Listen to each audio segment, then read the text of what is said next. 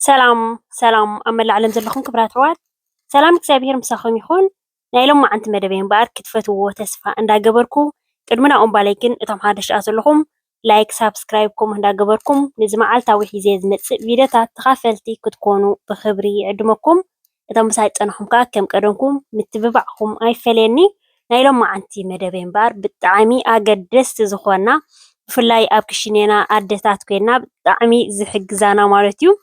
ንሰርሕ ተኾይና ኣዶ ቆልዑ ተኾይና መቸም ናይ ክሽነ ስራሕ ኣይውዳእኒ ብጣዕሚ ከዓ ሓገዝቲ ዝኾና ንብረት ሒዘልኩም መፅየ ዘለኹ ካብ በዓል ቤተይ ዝገዝአለይ ማለት እዩ። ግሸት ናይ በዓል ቤተየን ክቡራት ኣሕዋተይ ኣነ እኳ ብጣዕሚ ከምዚ እንታይ ዝበሃል እንድዩ ምግዛእ ናይ ክሽነ ብፍላይ ኩሉ ግዜ ብተደጋገሚ ትጥቀመሉ ዓይነት ንብረት ተኾይንካ ክገዝእ ብጣዕሚ ይደሊ እየ። ግን ንሕጂ ክገዝአን ከኣስ ዋላ ሓደ ፕላን ዝበሃል ኣይነበረንን እዩ ማለት እዩ።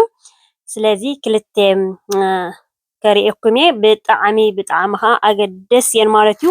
ብፍላይ እታ ሓንቲ ካብ 1 ክሳብ 6 ዝበፅሐት እያ ማለት እዩ። ብጣዕሚ ከዓ ዝበለፀት ኮይና ተማሒሻ ማለት እዩ። እንዳማሓየሹ እንዳማሓየሹ እዮም ዘምፅዎን ዘለዉ ክሳብ 6 ከዓ ሕጂ መፅአን ኣለዋ ማለት እዩ። ሕጂ ከሪአኩም እየ ክቡራት ኣሕዋተይ ኣገደስቲ እየን ብጣዕሚ። በዓል ቤተይ ክብለክን ከለኹ ግን ክቡራት ኣሕዋተይ ከምዚ ንሃትክን ሰብኡት ከዓ ዘይገዝኡ ገለ ጌርና ከዓ ከይንወስዱ ብከምዚ ከይንርድኦ ገለ ሰብኡት ከምዚ ዝገዝኡ ይጠቕማ እዩ ኣብ ገዛ ኣብ ክሽነ ሓገዝ ዝኾና ኢሎም ዝገዝኡ ኣለዉ። ገለ ሰብኡት መንኪና ዝገዝኡ ኣለዉ፣ ገለ ሰብኡት ወርቂ ዝገዝኡ ኣለዉ፣ ገለ ሰብኡት ንእሽተይ ነገራት ኣለዉ፣ ገለ ሰብኡት ከዓ በዓል ንግዝኦ ኢሎም ሸለል ዝብሉ ኣለዉ። ሕጂ ሓደ ግዜ ከዓ ከምዚ ከይገዝኡ ፀኒሖም ከዓ ሃንደበት ከዓ ተሓሳብ ስቕ ዝብሉ ዝፀንሑ ባዕሎም ትግዛእየ ኢሎም ሽዑ ይጠቕማ ኢሎም ከዓ ኣብ ዝተወሰነ ዓመታት ከዓ ዝቕየሩ ኣለዉ። ስለዚ ብከምዚ ክርዳእ የብልናን ብሓፈሻ እንዳበልኩ እየ ክቡራት ኣሕዋተይ። ሕጂ እዚኣ ማሽነይ እዚኣ ትሪኣ ዘለኽን ቅድሚ 2 ወርሒ 3 ወርሒ ዝኸውን ኩሉ ግዜ ንእሽተይን ዓባይን ተን ማሽነይ ዝፈልጠን ይኽን ማለት እዩ። ብዙሓት ኣሕዋት ከዓ ትሓታኒ ይኽን ኣበይ ትገዝእየ ሰላመይ ማሽን ናይ መልወሲ ብሒኩ ብፍላይ እታ ናይ እንጀራ ዝለውሰላ ብጣዕሚ ይኽን ብተደጋጋሚ ተሓታኒ ማለት እዩ። ሕጂ እዚኣ ናተይ ተሰቢራትን ዳርጋ ኣልቂሰላ እንዴ ብሓንሳብ ነርና ኣጋጣሚ ምሳይ ስለ ዝነበረ ብዙሕ ይዛረብ እታ ወሪዱ ገለ ኢልኒ ተሰቢራ ሓጋዚተይ ማሽን ተሰቢራ ገለ ኣስሒቆዮ እዚኣ ንእሽተይ ማለት እዩ ብጣዕሚ እየ ዝጥቀመላ ኣብ ክሽነ ማለት እዩ። ኣገልጋሊት እያ በቃ ምክንያቱ ትጥቀመሉ ንብረት እንተኮይንካ ከዓ ከምዚ ኣብ 3 ወርሒ ኣብ 6 ወርሒ ተረጋገም ዘይትጥቀመሉ እንተኮይንካ ከዓ መፃበብቲ ክሽነ ድዩ ኣገዳሲ ኣይኮነን እዩ። ግን ብጣዕሚ ትጥቀመሉ እንተኮይንካ ከዓ ክትገዝእ ከዓ ፀገም የብሉን ማለት እዩ። እዚኣ ማሽነይ ብኢደይ እንዳለወስኩ እየ ዝመፀክን ነይረ ማለት እዩ። ኣነ እኳ እዚኣ ክገዝኣ ግድን እየ ምክንያቱ ከምዝብለኩም ዘለኹ ብጣዕሚ እዩ ኣብ ክሽነ ዝሕግዘኒ ማለት እዩ። ክገዝኣ እየ ዝብል ነይረ ግን ከዓ ክገዝእ ከለኹ ከምዚ ሽዑ ክገዝእ ዘይኮነሲ ይጎድል እዩ። ሓደ ግዜ ኣብዚኦም ዓበይቲ ትካላት ይመፅኡ ሱፐርማርኬታት በዓል ሊድል፣ በዓል ኣልዲ፣ በዓል ካውፍላንድ ይመፅኡ ኣብ ዓመት 2 ግዜ ብውሕድ ኣሎ ናይ ንብረት ዝመፀሉ ማለት እዩ። ንዓኡ ኣብል ኣቢልና ክንገዝእ ንኽእል ኢና ማለት እዩ። ርአ ኣቢልና እቲ ንደልዮ ዓበይቲ ንብረታት ኩሉ ይመፅእ ዘይመፅእ ነገር የለን ዋላ ቴሌቭዥን ከይተረፈ እዩ ዝመፅእ ብጣዕሚ እዩ ከዓ ሽዑ ዝጎድል ማለት እዩ። ንሽዑ እየ ዝፅበ ነይረ ኣነ እምበር ምግዛእ ናይ ግድን ክገዝኣ እየ ምክንያቱ ከም ዝብለኩም ብጣዕሚ እየ ዝጥቀመላ ማለት እዩ። እዚኣ ኣጋጣም ጎዲላ ፀኒሓቶ ካብ 150 ናብ 80 ቅርሺ ጎዲላ ምስ ረኣያ ኣብ ቅድሚኡ ከዓ ስለተሰበረታ ዝነበረት ማሽነይ ማለት እዩ ዳርጋ ዓሚፀ እያ እምበር ብጣዕሚ እያ ፅብቕቲ በቃ ፅሪት እያ ነይራ ማለት እዩ።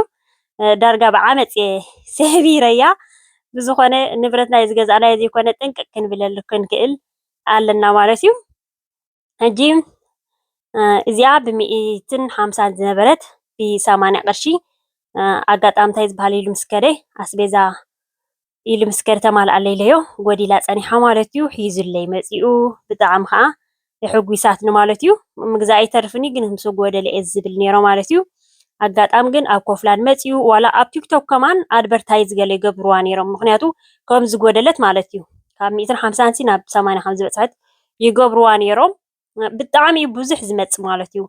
እዚ ዓባይ ማሽነ እንጀራ ዝለውሰላ ከዓ እሳ ዓባያ እንጀራ ክለውስ ገለ ከለኹ እምበር ንዓስ ኣይደፍራኒ ዓባይ ስለ ዝኾነ እዚኣ ግን በቃ ብጣዕሚ እያ ዝጥቀመላ ማለት እዩ። እዛ ካልአይቲ ከዓ ክቡራት ኣሕዋተይ ንዚኣ ሓጢያት ዘረባ ኣነ ከም ዝብለኩም ዘለኹ ምስ ጎደለት ፅኒሕ ኢለ ገለገለ ምገዛእኽዋ እምበር ሕጂስ ኣይምገዛእኽዋ ነይረ ኣነ ባዕለይ ማለት እዩ።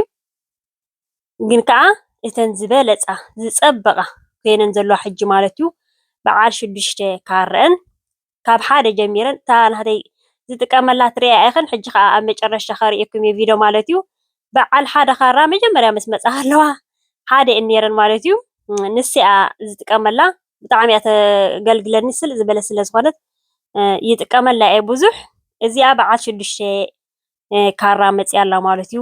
ብጣዕሚ ብጣዕሚ ከዓ ፅብቕቲ እያ። ኣድቨርታይዝ ክገብሩዋ ገለ ምስ ረኣየ ኣሕምልቲ ዘለዎ ስጋ ዘለዎ ኩሉ ክርትፍትፍትፍ ተብላ ምስ ረኣየ በሸልን ገይሩለይ ኣዚዝዋ ማለት እዩ። መፂኣትና ከዓ ገሪምኒ ክፅብቕ መዓት እያ ክቡራት ኣሕዋተይ። መጀመርያ በዓል 1 ነይረን በዓል 2 በዓል 4 ነይረን ማለት እዩ። ካብ 4 ዋላ ሓደ መፀ የለን እዩ። ሕጂ በዓል 6 ኣምፅኦመን ኣለዉ ከም ትሪእዎን ዘለኹም ማለት እዩ። እዚአን ብጣዕሚ ኣገደስቲ እየን። ኣብ ክሽነሲ ተደሊና ዱለትና ተደሊና ጥሑን ስጋና ክርትፍትፍ ተደሊና ዝሕምልትና ዳርጋ በቃ ኣብታ ክሽነ እቱ ክትብል ከለኻ ንዓኣ ትህባ ባዕለይ ኣክሪ ጀቢላ ትበካ ማለት እዩ። እዚኣ ኣገዳሲት እያ። ከምዚ ኣብ ክሽነኽን ማሽን ዘይብዛሕኽን ብፍላይ ዘለኽን ኣሕዋት ሓንቲ እዚኣ ጌርክን ንኩሉ ተገልግለክን ማለት እዩ ትካረጃ። እዚኣ ሕጂ ግን ኖርማል ነገር ናይ ሰብኣይ ስኢሉ እዩ ገዚእዋ ዋጋ ከይጎደለት ማለት እዩ። ከም ዝብለክን ዘለኹ ግን ሓድሽ ክመፅእ ከሎ ንብረት ኩሉ ግዜ ክብር ዝበለ እዩ። እንደገና እውን ቀንዲ ዝኾነ ዓይነት ካብ ዝዓበየ ክሳብ ዝነኣሰ ንብረት ንገዝአሉ ከዓ ኣብ ናይ ወርሒ 12 ዘሎ ናይ ሓድሽ ዓመታት ሽዑ ኩሉ እዩ ዝጎድል ማለት እዩ። ክሳብ ወርሒ 1 ዘሎ ግዜ ወርሒ 12 ወርሒ 11 ዘየጉደልዎ ከማን ወርሒ 1 ከዓ ብዙሕ ዘጉድልዎ ኣለዉ። ጥራይ ክንቋፃፀሮ ንክእል ኣለና። እዚኣ ሕጂ ክቡራት ኣሕዋተይ ከም ትሪእዮን ዘለኹም ፅቡቃት ዝኾና ማሽን ብጣዕሚ ኣብ ክሽነና ሓገዝቲ ነደታት ሓገዝቲ ማለት እዩ። ክቡራት ኣሕዋተይ ብጣዕሚ እዚአን እንተለናና ንክንሰርሕ ኣይፅግመና ብጣዕሚ ሓገዝቲ እየን ማለት እዩ። ሕጂ ክትገዝኣ ከለኽን እንዳረኣኽን ማለት እዩ ኣብ ናይ ዋጋ ጉድል ዝብለሉ ርኢና እቲ ኣገዳሲ ክሽነ ክንጥቀመሉ ንኽእል ከዓ ንብረት ከዓ ክንገዝእ ንኽእል ኢና ማለት እዩ። ሕጂ እታ ንእሽተይታ ኣነ ዝጥቀመላ ብጣዕሚ ሓጋዚት ከሪአክን እየ። ንሳ ስለ ዘለትንሲ ወይ ዋጋ ምስ ጎደለ ምስ ገዛእኽዋ ነይረ ወይ ከዓ ዝብለኩም ዘለኹ ማለት እዩ። ምክንያቱ ንሳ ከዓ ብጣዕሚ እያ ተብለን ማለት እዩ። ንደስ ዝበለኒ እያ ፅብቕቲ እያ ተብል። ከምዚ ኣብ ስጋ ገለ ክኾን ከሎ ግን ቁሩብ ተሸግረካ እያ። ሕጂ እዚኣ ብጣዕሚ ፅብቕቲ እያ። ንተን ናይ ሽጉርቲ ተን ዓበይቲ ማሽን ገዘንሲ በቃ ኣውዲቓተን እያ እዚኣ ማለት እዩ። ብጣዕሚ እያ ፅብቕቲ እተን ካርአን ዓበይቲ እየን ከም ትሪእዎ ዘለኹም ከማን ኣብዚ ብስእሊ እምበር ዋላ እቲ ናቱ መትሓዚኡስ ንእሽተይ ኣይኮነን እዩ ግጅፍ ዝበለ እዩ። ሕጂ እታ ሓንቲ ካርኣ ከሪአክን እዩ ማለት እዩ። ብኣ ገይረ ዝጥቀመላ ስለ ዝነበርኩ እዛ ቀንዲ እዛ ናይ ወሲት ናይ ቢሑቕ እሳ ኣይትተርፍን ነይራ። እዚኣ ንእሽተይ ማሽን ስለ ዝነበረን እቲ ኣብካ ባዕለይስ ፅቡቅ ጌራ ምስ ጎደት ገለ ዋጋ ከዓ ምገዛእኽዋ ምናልባት እምበር ሕጂ ይሓሰብኩላ ነይረ። እዚኣ ሓንቲ ካራ እያ ግን ካብ ብጣዕሚ እያ ትሕግዘካ ማለት እቲኣ በዓል 6 ካራ እዚኣ ከዓ በዓል 1 ካራ ንእሽተይ ስለ ዝኾነት እምበር እዚኣ እውን ብጣዕሚ ኢና ንጥቀመላ። ብዝኾነ ክቡራት ኣሕዋተይ ሰብኡትናሲ ከምዚ ገይሮም ዝጎደለ ይጠቕማ ኢሎምስ ባዕሎም ሕስብ ኣቢሎም ክገዝኡልና ደስ ይብለና እዩ ትብላ ላይክ እዚ ቪድዮ ኣይተውሕዳሉ ድሓን ባዕልና ተገዛእናዮ ፀገም የብሉን ትብላ ከዓ ፀሓፋ ማለት እዩ። ብዝኾነ ንበዓል ቤተይ መርቕ ኣቡሉለይ እዞም ኣሕዋተይ ኩላትኩም ንሎማዓንቲ መደበይ ኣብዚ ከኣኽለኒ እዩ ጀሚረ ክሳብ ዝውድእ ዝተኸታተልኩምኒ ካብ ልበየ ዘመስግነኩም። ብካልእ ትሕዝቶ ክሳብ ዝምለሰኩም ሰላምን ጥዕናን ኣበብ ዘለኹም ሞ ሰሰናዩ